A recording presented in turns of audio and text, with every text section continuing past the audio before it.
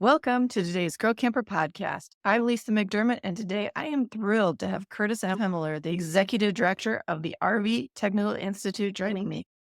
With 74 million Americans planning on taking an RV trip in the next year, there is demand for skilled RV technicians right now. Curtis is going to share his insights on why the perfect time to consider a career as an RV tech. He's going to discuss the nature of the work, the opportunities available, how this field can be a great career path, and the educational opportunities the RVTI has to offer. Stay tuned.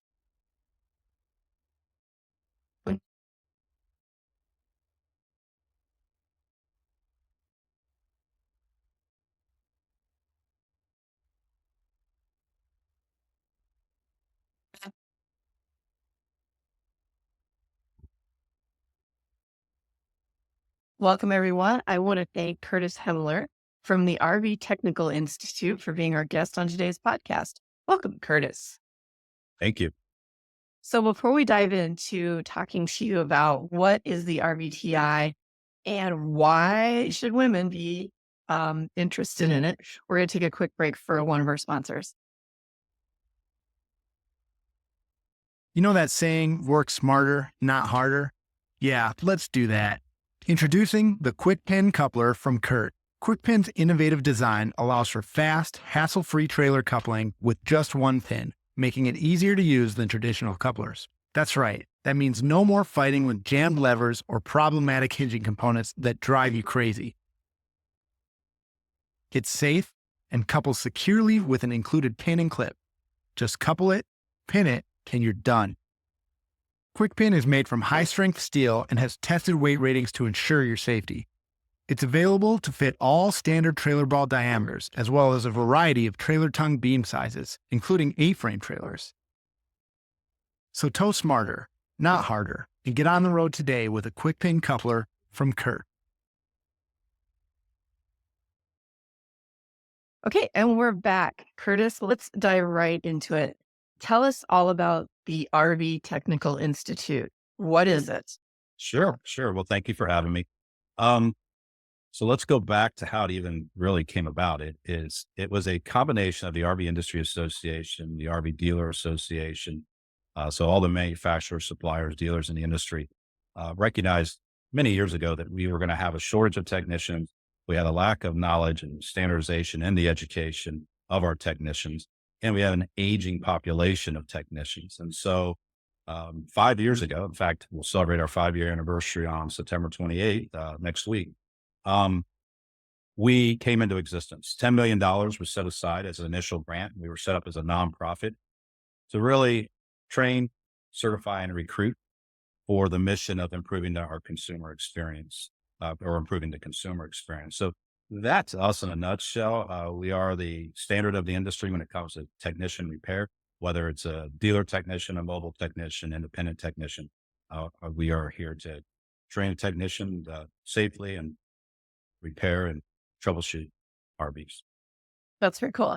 And I was surprised to hear, and we talked earlier, that you really only been around for 5 years. And we're counting, what, 2 of those years as COVID? So Yes. And actually, it is pretty crazy. And here's the even crazier part. In this short 5 years / 3 years that we've been at it, we just surpassed 19,000 individual folks that have logged in and began our education in some form or fashion, with over close to 7,000 of those currently being certified. These are not just high numbers for the industry, but these are pretty drastic numbers from my experience in education of growing something so quickly. But yes, we are located in Elkhart, Indiana. That is our corporate office, our corporate school. It's a 20,000 square foot facility with 8,000 square feet of classroom space, and then another roughly 10,000 that is base space.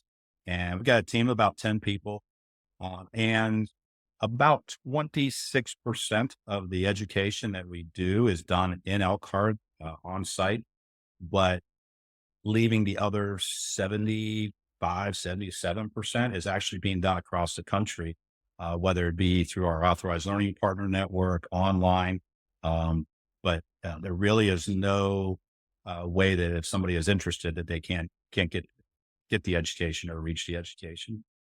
Well, glad you mentioned that because I'm actually a member of the RV Women's Alliance, the RVWA, and they sponsored 3 ladies only tech classes this year in 2024.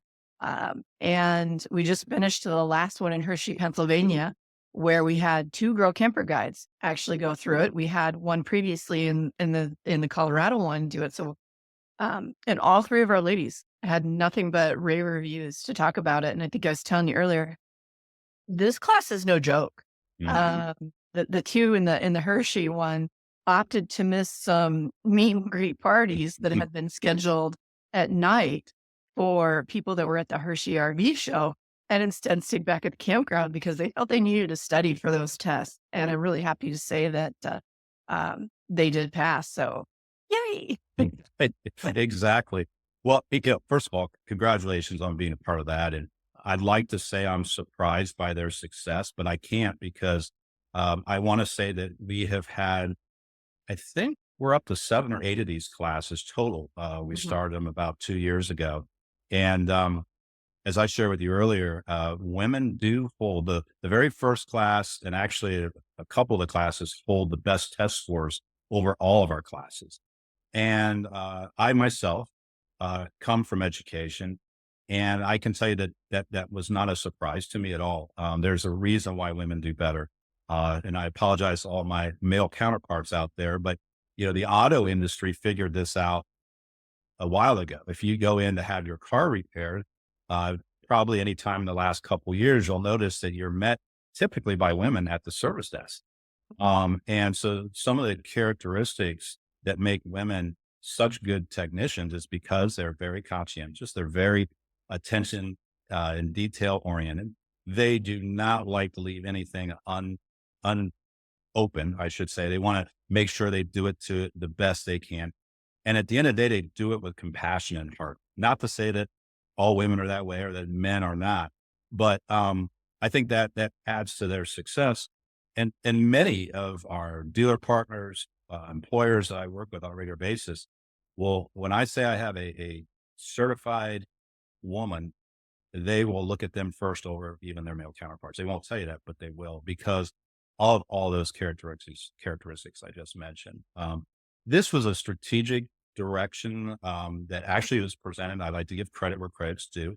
And you're part of RVWA, and there's a young lady that's a very active RVWA by the name of Tracy Engelmeyer. Well, I love that read. Yes, yes. And so I remember right where I was sitting when she said to me, "Hey, let's do an all women's."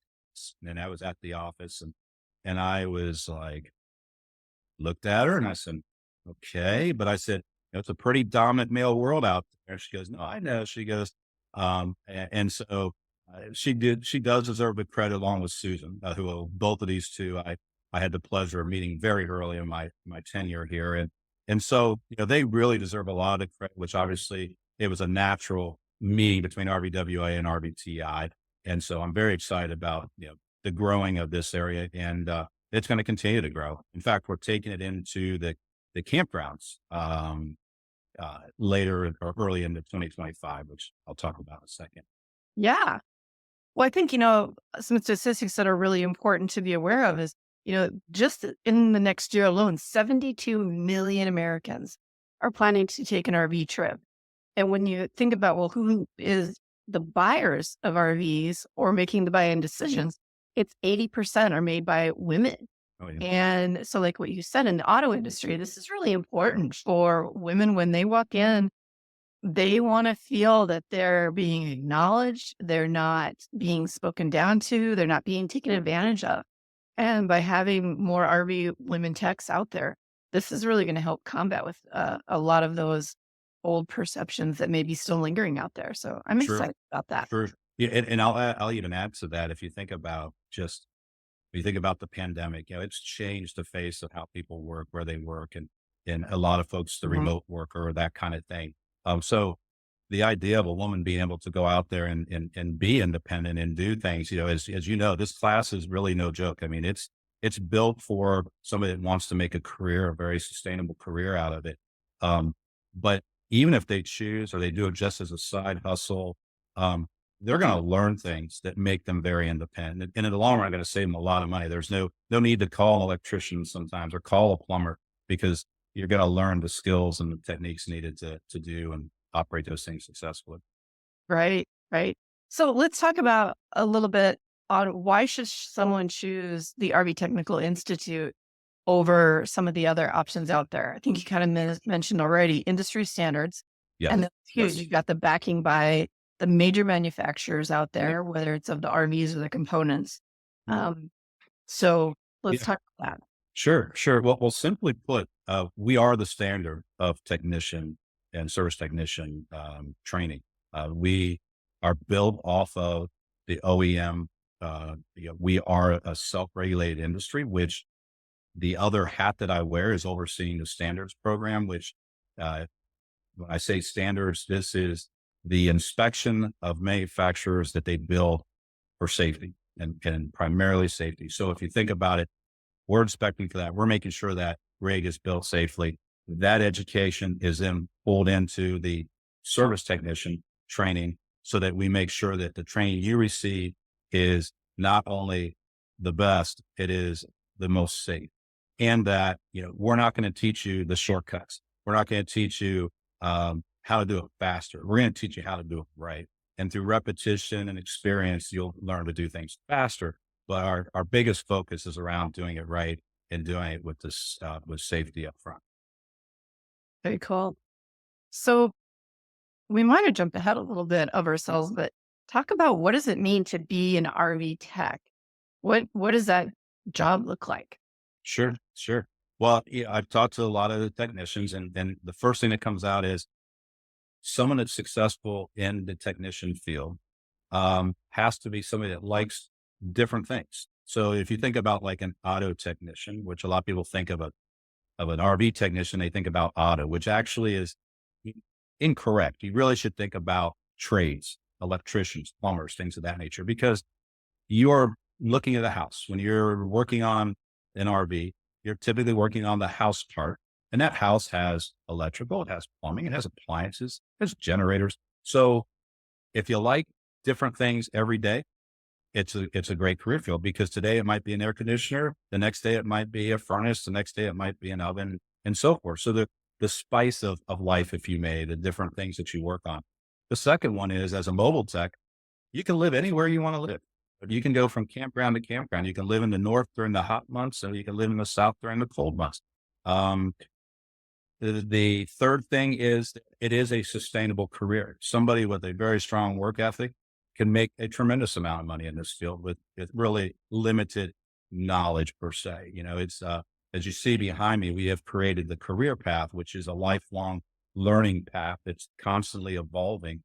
But you can make an extensive amount of money through your work ethic, which as a mobile tech, you can control. And as a dealer tech, you too can control by having quicker, faster turn rates and that kind of thing.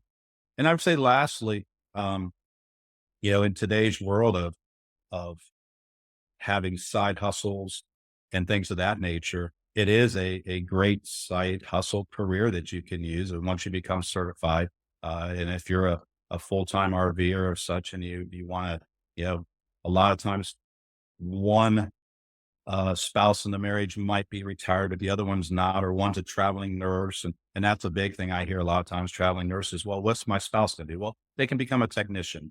And so I would say just those four things by themselves is why it's a very sustainable, enjoyable career, if you like working with your hands. Good point. And I love it that, we're talking about being the mobile techs because there is such a demand for that. I know like where I live here in Custer, South Dakota, population 1,800, our nearest RV dealership is an hour away. Sure, And yet we're a huge camping destination. sure. Uh, and people are constantly needing, the little things. I remember some poor couple pulled into the propane refill station and said to the guy, "Hey, my furnace quit working last night. I'm out of propane." And the propane guy came by and said, "You're full. You already have a full." So he had something else going on that was probably really minor. Maybe a switch somewhere wasn't turned on, but this guy had no one else to turn to other than to call mobile tech. And we have so few of them here in our area that the more we can get out there, I think that's really a great thing. And what, yeah, fun job to Well, get it in people. And, 2020, it was the third fastest growing profession out there. So, wow. the pandemic, as you know, drove a lot of people into our industry, which we're very happy they got to experience it. And, really our goal overall is to hopefully keep as many of those folks still enjoying the RV experience out there and making memories.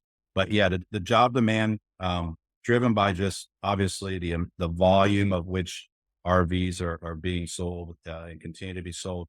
But it's an aging population too. A lot of industry, a lot of technicians are reaching an age where their bodies are breaking down a little bit, and it's time to do something different. So we're pulling on them to become instructors because there's a lot of good knowledge they have. But we're very focused on the next generation as well too.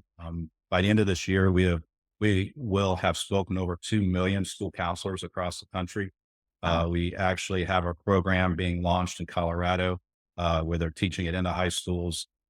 So this is a continuing to grow profession that we're going to continue to push out there because of the need.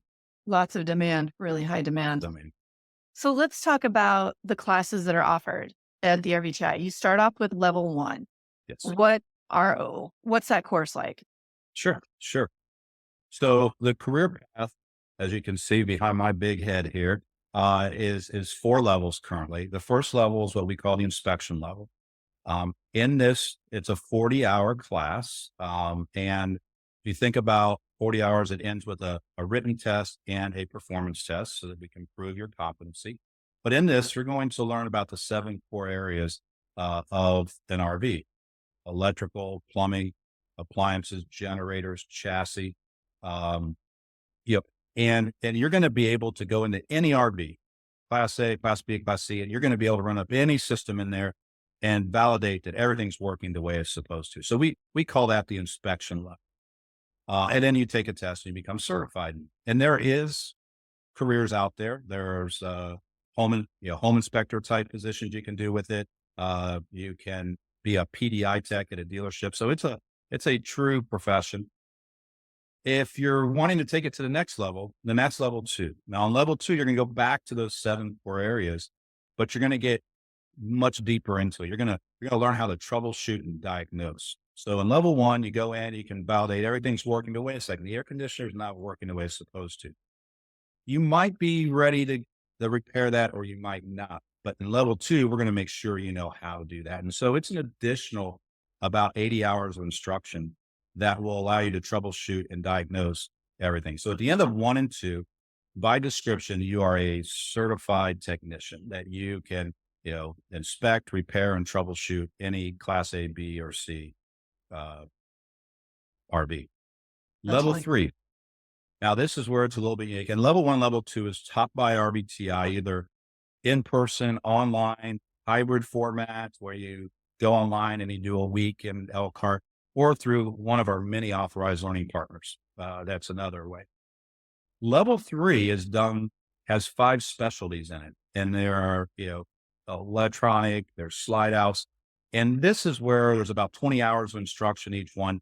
But now you're taking specific vendor classes, it's different supplier classes. So you're specializing in those 5 areas.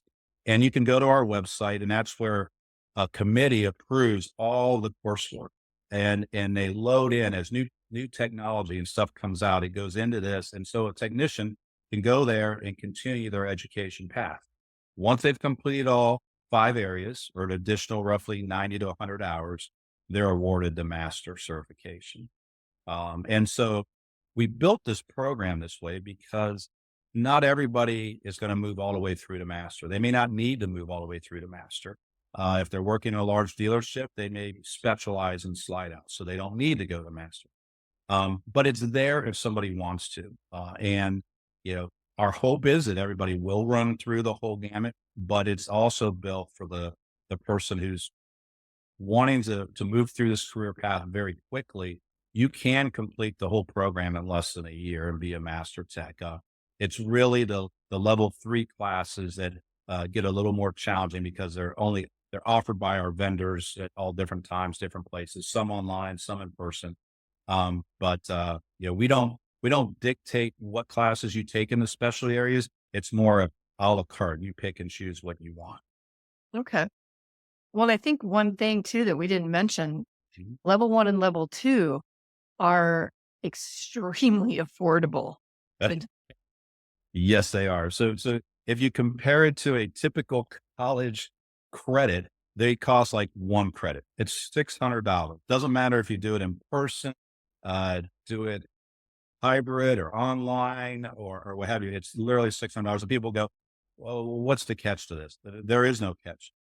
We are the industry and we are stood up by the industry. The industry is subsidizing a lot of this because we know that education, it doesn't need to be so expensive. Some of our other schools out there charge 10 times what that is. And the reality is for $600, you can get it all. And like I said, in person, online. There's also scholarship opportunities. We have a Kevin Phillips scholarship. If you go on our website, you can actually, it's a one pager, takes not that long, and you can actually even get that $600 taken care of. that's cool. We're going to take a quick break for another sponsor message because we couldn't be doing these Grow Camper podcasts without our wonderful sponsors. So we'll be right back. Exploring without travel trailer insurance could have your adventures going in the wrong direction. Keep yours moving forward with Progressive. Get a quote today from a leader in RV insurance. Well, thank you to today's second sponsor of the podcast. We really appreciate it. Curtis, we were talking about how affordable the classes are. And I think I want to just reaffirm that it's $600 for level one, and that includes level two, It does. It which is does. amazing. And Yeah. once you're level one certified, that lasts forever. That is correct. Yep, that is correct. One lasts forever. Two, you need to renew every 5 years with a certain amount of classes. We want to make sure that you stay fresh and up to date. The other thing I'll add to that is that's for 1 year. So we actually sell it in what we call subscription format.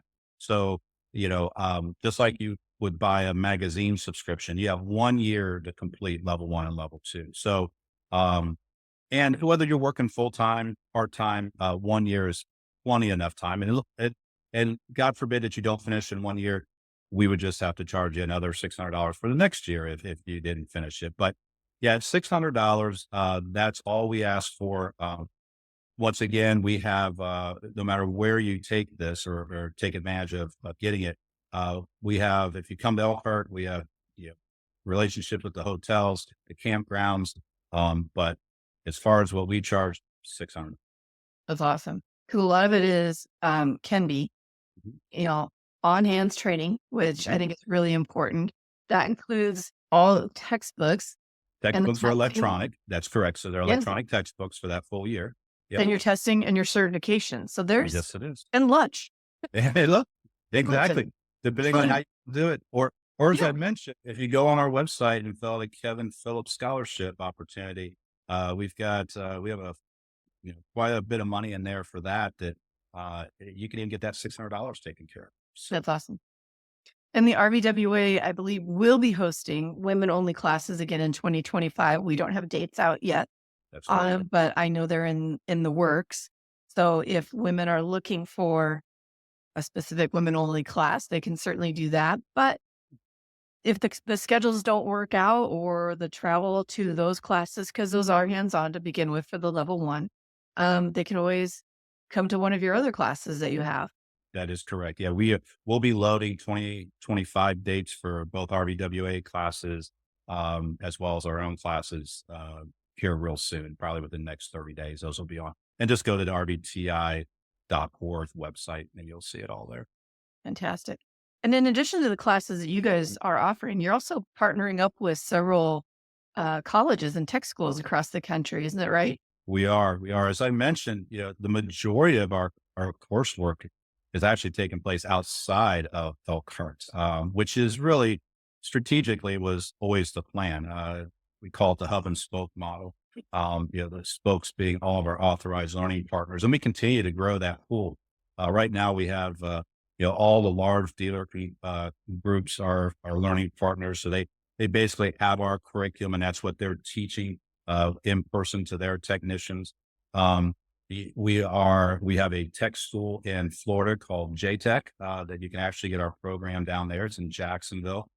We launched at a high school, as I mentioned, in Colorado, and we're working on right now another college in Texas. There'll be more coming out, but y- strategically, the long-term goal is to have this available across the country. So entry into your training can be pretty much close to home, wherever home is. And I left out another big strategic piece, and that's campgrounds.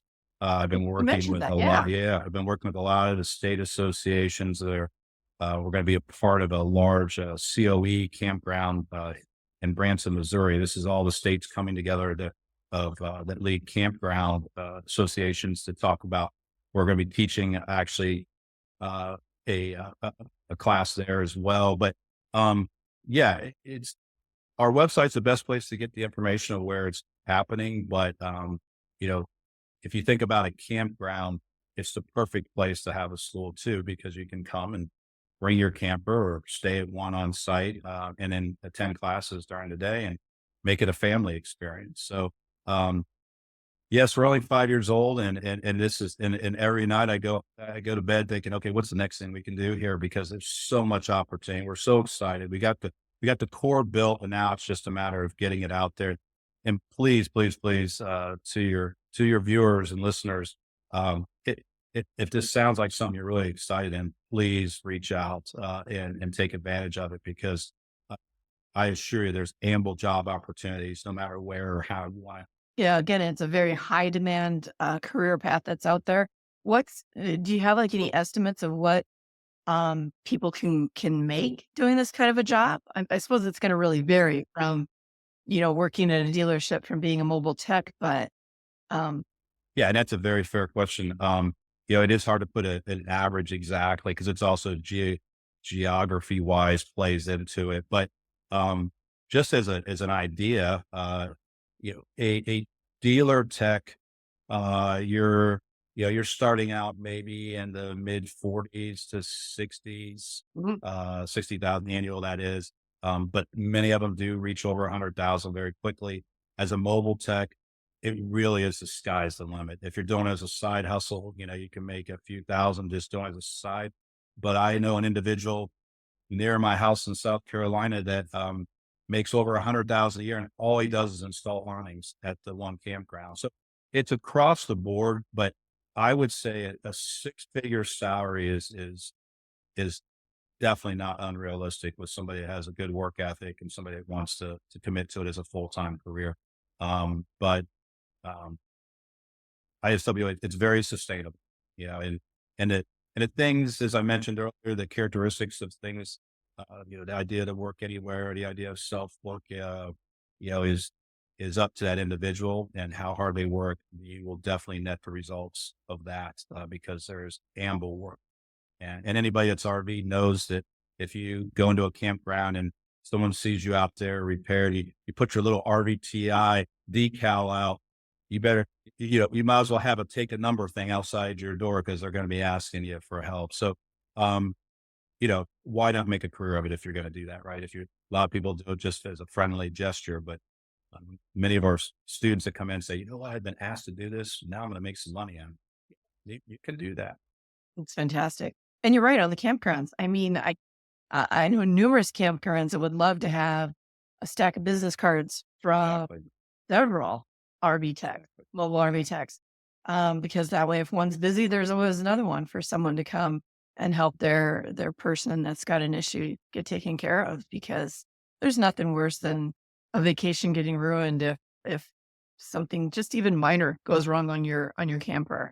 Eh, So eh, and I just want to point out for those that are campers and folks that are, more in tune with the industry, but for those folks that are new or just getting into it, one thing that I like to point out is there's a little bit of misnomer that, we are very accustomed that with our vehicles, that if we take our car to a dealership or we take it to a repair place, that the person is certified or they know what they're doing, because we just assume that.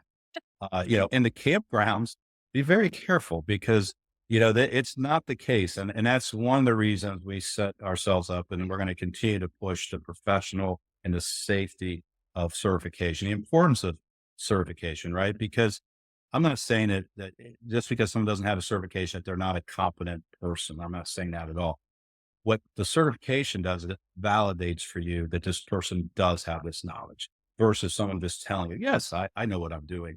So we're going to continue to push that out too and encourage people to look for the RVTI certification as a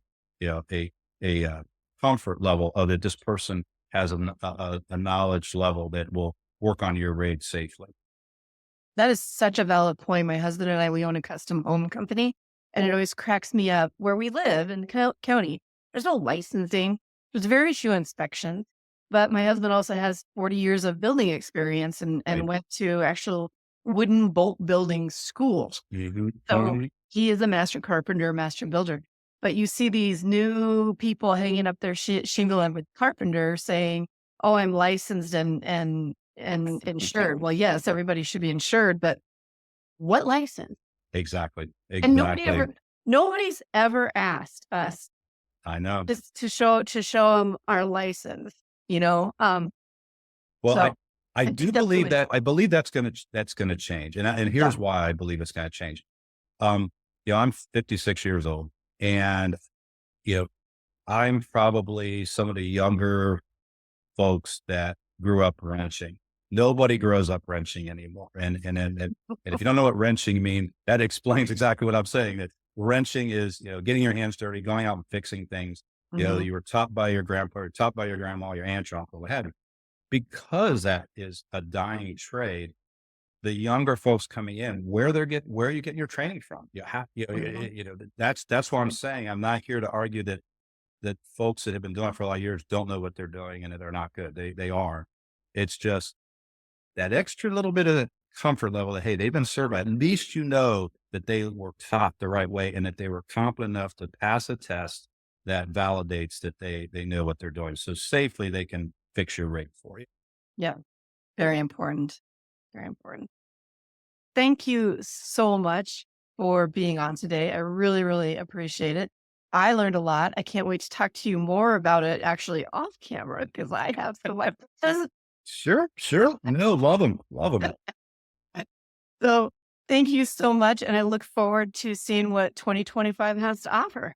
Yes. Well, thank you for having me. So that's our show for today. I want to thank Curtis for coming on.